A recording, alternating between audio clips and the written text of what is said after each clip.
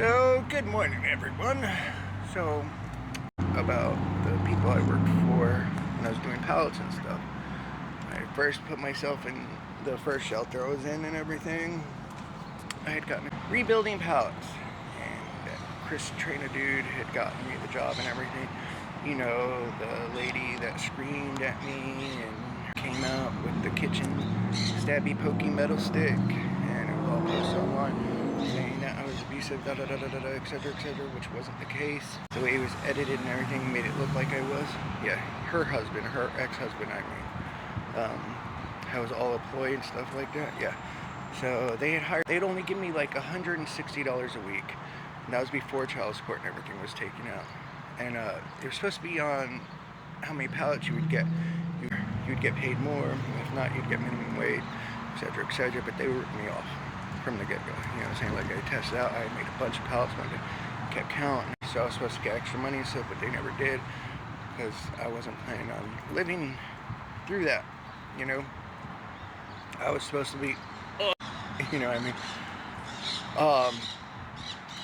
Chris had talked to him, got it all set up and everything, but as my name started to get cleared and stuff like that, to where they even had issued me a work uniform finally after a month, 2 months being there or whatever. Finally got a work uniform. Chris never gave him one. The counselor I was talking to, you know, the one that told me everything that was going on, that affirmed everything, she's like, are they gonna pay you for advertising? Seeing that you're wearing their work stuff and everyone's paying attention to you the way they are? I was like, oh, that's a good idea and stuff. And I confronted them about it, and dude was eating something. He almost choked. He was like,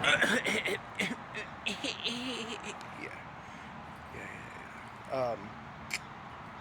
One of the dudes there had gotten really mad at Chris because my name started to get cleared and stuff like that. He was still trying to do it. One dude quit. He didn't want nothing to do with it anymore. The other people to stay away from the other guy, his name was Marcus, because he still wanted to go through with it, even though it was like pretty much called off and stuff. I mean, the money was still kind of dangling there. No one would take part of it anymore. And Chris and him set something up to where they were supposed to fight and stuff, and I was supposed to get involved. And then I was going to get, but I didn't, and so that made Marcus matter.